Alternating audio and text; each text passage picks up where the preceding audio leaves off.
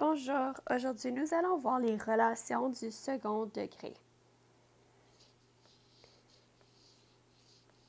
Donc, une relation du second degré est une relation non linéaire où l'équation est de la forme suivante. Donc, nous avons y égale à ax au carré plus bx plus c. Donc, ça, c'est une relation du second degré. Alors ici, nous allons créer une table de valeurs pour chacune des relations du second degré et ensuite, on va esquisser le graphique. Donc, esquisser, c'est tracer le graphique. Alors, pour trouver les valeurs de y, on va utiliser l'équation, puis on va remplacer x dans l'équation. Donc, on a y égale à moins 3 au carré. Moins 3 au carré, c'est 9. Donc, moins 2 au carré, c'est 4. Moins 1 au carré, c'est 1. 0 au carré, c'est 0. 1 au carré, c'est 1. 2 au carré, c'est 4. Et 3 au carré, c'est 9. Donc, je vais venir tracer ou placer ces points et ensuite tracer ma fonction. Donc, ici, c'est mes x. Ici, c'est mes y. J'ai le point 0, 0. J'ai ensuite le point 1, 1. 2, 4 et 3, 9. Et j'ai le point moins 1, 1. Moins 2, 4 et moins 3, 9. Donc, je suis capable de venir tracer ma relation. Faisons un autre exemple. Alors, ici, j'ai la même chose. Je viens et je remplace mon x dans mon équation par le x qui est dans ma table de valeurs. Donc, je vais avoir y égale à moins 3 au carré, plus 2 fois moins 3, plus 3. Donc, j'ai 9 moins 6 plus 3, ce qui veut dire qu'on a y égale à 6. Donc, on fait ça pour chaque x. Donc, pour moins 2, on va obtenir moins 3. Pour moins 1, on va obtenir 2. Pour 0, on va obtenir 3. Pour 1, on va obtenir 6. Pour 2, on va obtenir 11. Et 3, on va obtenir 18. Donc, on va venir placer les points qu'on peut placer. Donc, ici, on va commencer à moins 3, 6. Alors, on vient à moins 3, 6 ici. On a moins 2, 3. On a moins 1, 2.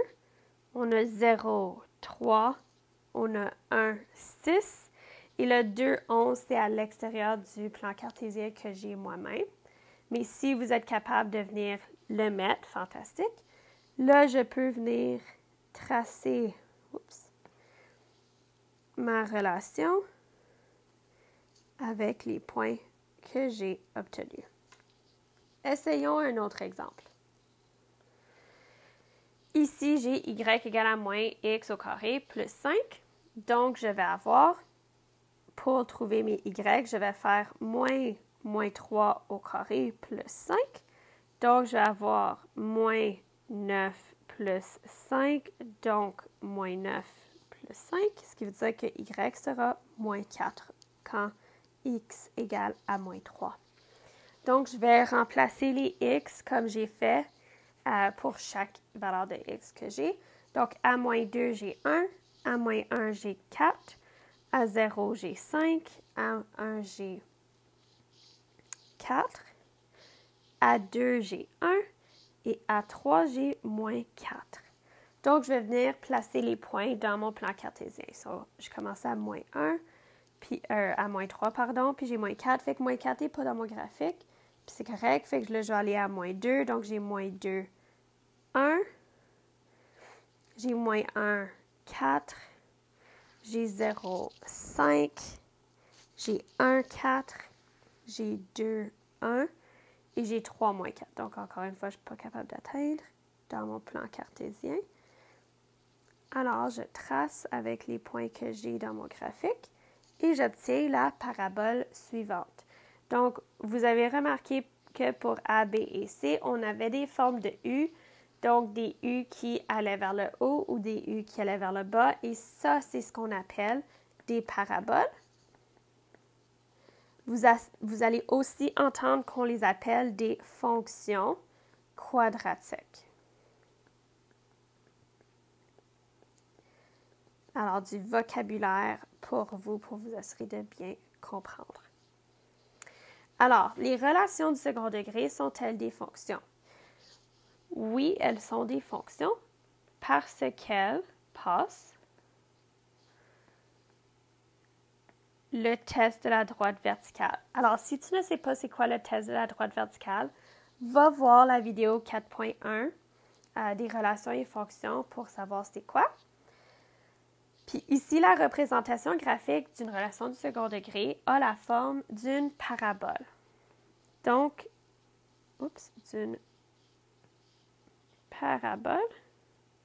Et une parabole, si on se souvient bien, va être soit comme ceci ou comme ceci. Fait comme j'ai dit, un U qui pointe vers le haut ou un U qui pointe vers le bas. Maintenant, allons voir les caractéristiques importantes d'une fonction du second degré. Alors, premièrement, nous avons le sommet. Puis le sommet, c'est le point de la parabole où la courbe change de direction. Donc, c'est soit un point maximal qui ouvre vers le bas ou un point minimal si elle ouvre vers le haut. Fait que comme vous pouvez voir ici, on a le sommet dans le premier qui est le point minimal et on a le sommet dans le deuxième qui est le point maximal. L'axe de symétrie, c'est la droite qui sépare la parabole en deux parties. Fait que ici, dans l'image, vous voyez en pointillé la droite qui sépare chaque parabole en deux. Puis ça veut dire que ça sépare la parabole en deux parties égales. Et donc, c'est l'image d'une réflexion. Fait que l'axe de symétrie d'une fonction de second degré va passer par le sommet de cette parabole. On a ensuite l'ordonnée à l'origine, donc qui est la valeur initiale, comme on a vu avec les droites. Et on a les abscisses à l'origine, qui sont les zéros de la fonction. Fait que c'est les points qui traversent l'axe des Y, tandis que l'ordonnée à l'origine, c'est le point ou les points qui vont traverser l'axe des Y. Alors, ici, ce que nous allons faire dans cet exemple, c'est identifier toutes ces caractéristiques-là. Donc, pour le A, on veut trouver le sommet. Le sommet, ici, c'est moins 1, 9, parce que c'est là où la parabole change de direction. L'axe de symétrie, ça va être x égale à moins 1, parce que c'est le x du sommet, parce que c'est une droite verticale, donc x égale à moins 1. La valeur initiale, c'est notre ordonnée à l'origine. Donc, ici, ça va être que y égale à 8. Donc, la valeur initiale, ce n'est pas le point de l'ordonnée à l'origine, mais c'est la valeur y de l'ordonnée à l'origine. Les zéros sont ce qui coupe l'axe des x, donc les abscisses. Donc, on a que x égale à moins 4 et x égale à 2. L'ouverture de la parabole, c'est qu'elle ouvre vers le haut ou vers le bas. Ici, on voit qu'elle ouvre vers le bas. Et puisqu'elle ouvre vers le bas, ça veut dire qu'ici, nous avons un maximum à 9. Puis le maximum de la fonction, c'est 9, donc c'est le y de mon sommet. Si on essaye le B, on voit que le sommet est moins 1,5 moins 12,5. Alors, ça, c'est notre sommet. Donc, l'axe de symétrie, c'est le x de mon sommet. Donc, ça va être moins 1,5. La valeur initiale, ici, c'est le y de mon ordonnée à l'origine. Donc, y égale à moins 8. Les zéros sont là où ma parabole coupe l'axe des x. Donc, je vais avoir x égale à moins 4 et x égale à 1. Ensuite, l'ouverture, je vais voir que mon ouverture, c'est vers le haut. Et que j'ai donc un minimum, puis ce minimum se trouve à moins 12,5. Donc, comme j'ai dit, c'est le y de mon sommet. Alors, pour A et B dans la question précédente, on va indiquer le domaine et l'image. Alors, si on retourne pour A, on va voir que le domaine de A, c'est que tous les nombres appartiennent à l'ensemble, ou tous les x appartiennent à l'ensemble des nombres réels. Donc, on va voir que le domaine est x appartient à l'ensemble des nombres réels. L'image, cependant, on voit qu'il y a un maximum. Donc, ça veut dire que y doit être plus petit ou égal à 9. Donc, y appartient à l'ensemble des nombres réels et que y doit être plus petit ou égal à 9. Parce que y n'existe pas lorsque on a des valeurs plus grandes que 9. Là, pour le B, on voit que c'est la même chose. Donc, les x pour le domaine, c'est que x appartient à l'ensemble des nombres réels. Et pour l'image, on a un minimum. Donc, parce qu'on a un minimum, ça veut dire que toutes les valeurs de y doivent être égales ou plus grandes que mon minimum, qui est moins 12,5.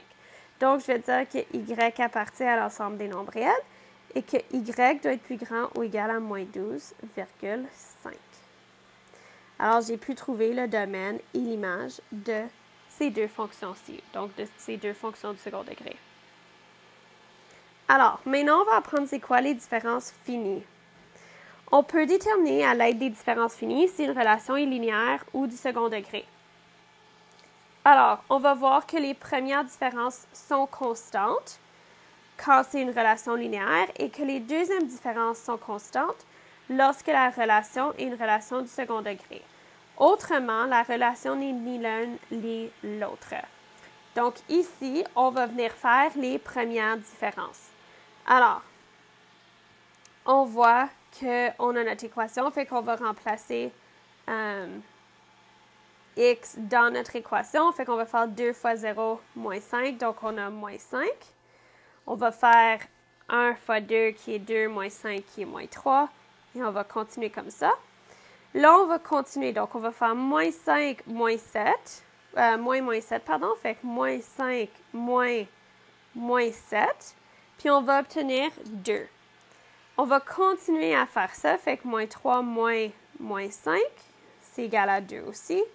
Puis on va faire moins 1, moins 3, qui aussi est égal à 2. Fait qu'on voit que les premières différences sont constantes, donc c'est une fonction affine.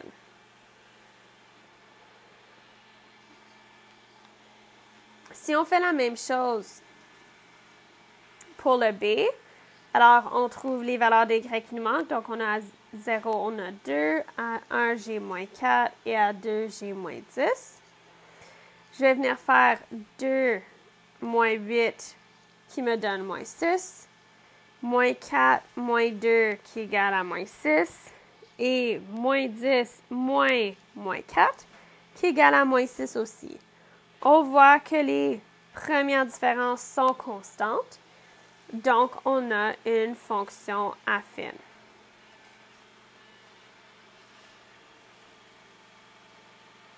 Ici, on va déterminer les deuxièmes différences pour les fonctions du second degré. Alors, on va remplir la table de valeurs. Donc, à x égale à 1, on a moins 3. À 2, on a 0. Donc, on va faire les premières différences ensemble. Fait qu'on a moins 3, moins 3, moins 4. Donc, moins 3 moins 4 nous donne 1.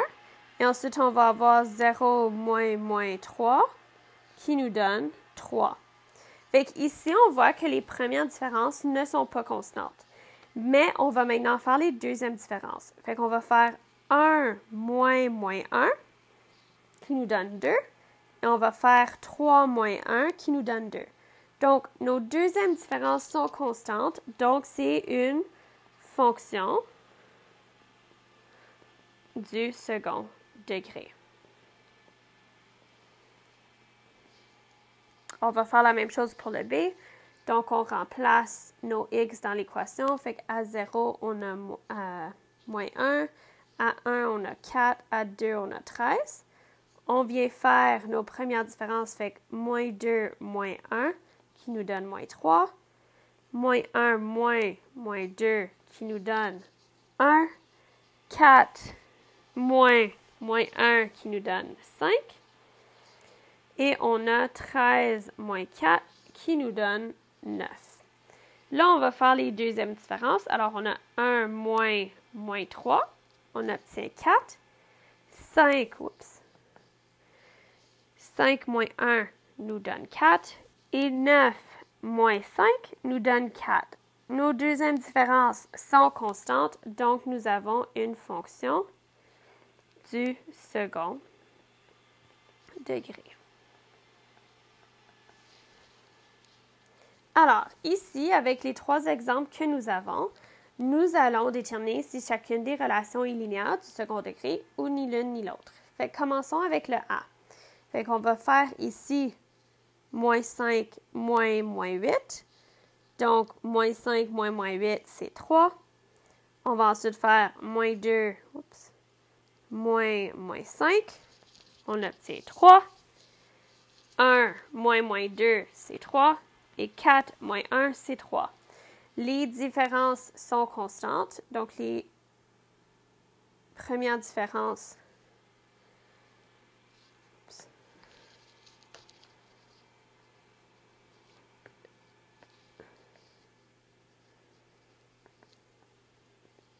alors, comme j'ai dit, les premières différences sont constantes. Donc, nous avons une fonction affine.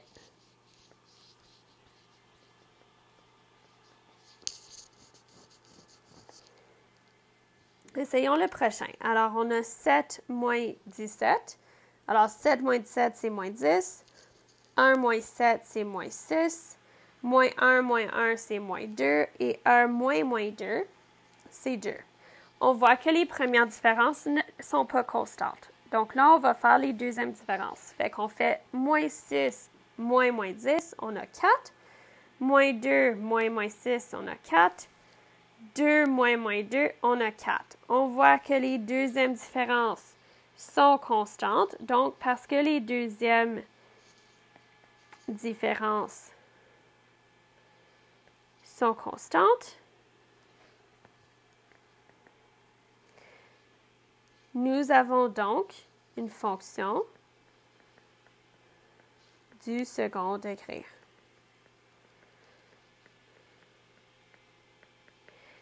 Faisons le dernier.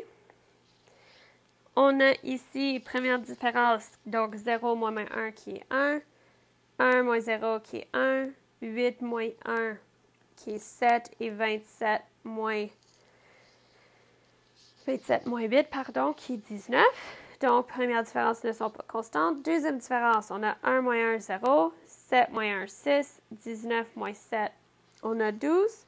Donc, on voit que ici, on n'a ni l'une ni l'autre parce qu'on n'a pas de première ou deuxième différence qui sont constantes. Alors, faisons ce dernier exemple. Alors, chaque voûte de la Galleria de la place BCE à Toronto a une courbe qui peut être représentée approximativement par la relation y égale à moins 0,5 x au carré plus 26, où y c'est la hauteur en mètres et x c'est la largeur en mètres à partir du centre de l'allée principale. Donc, on a utilisé Desmos pour tracer le graphique de la relation du second degré. Donc, on a ici nos abscisses et on a notre sommet qui est aussi notre ordonnée à l'origine. Fait qu'on va venir décrire la forme de la voûte. Donc, on va dire que la forme de la voûte est parabolique.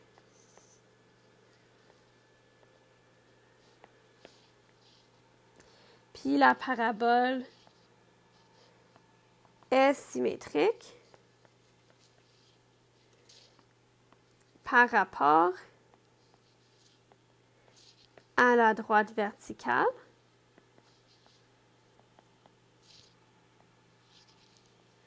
qui est l'axe des Y dans ce cas.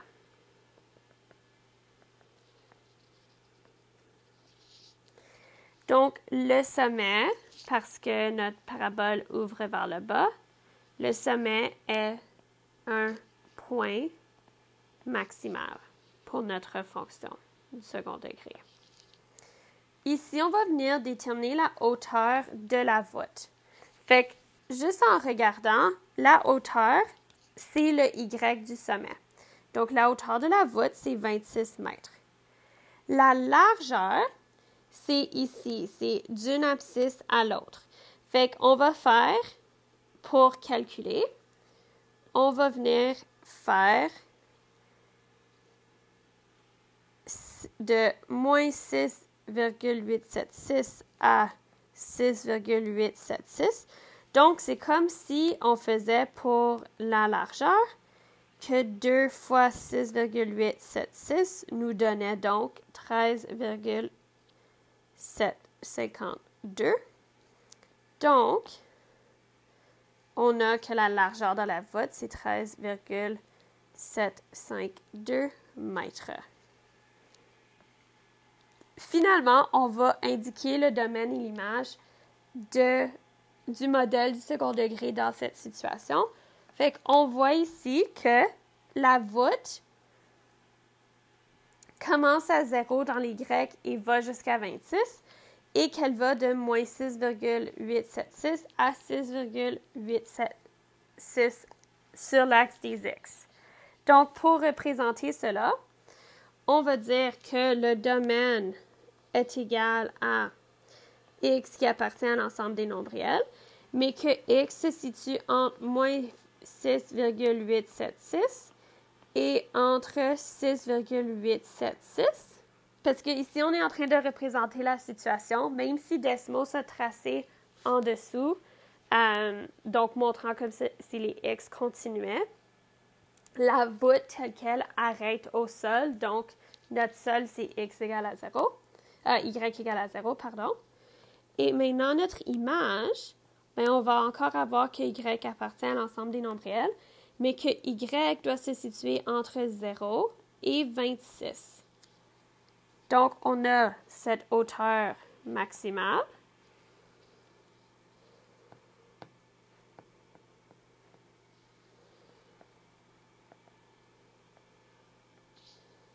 Et on a notre hauteur minimale. Tandis que ici, pour le domaine, on a utilisé nos abscisses à l'origine. Et voilà!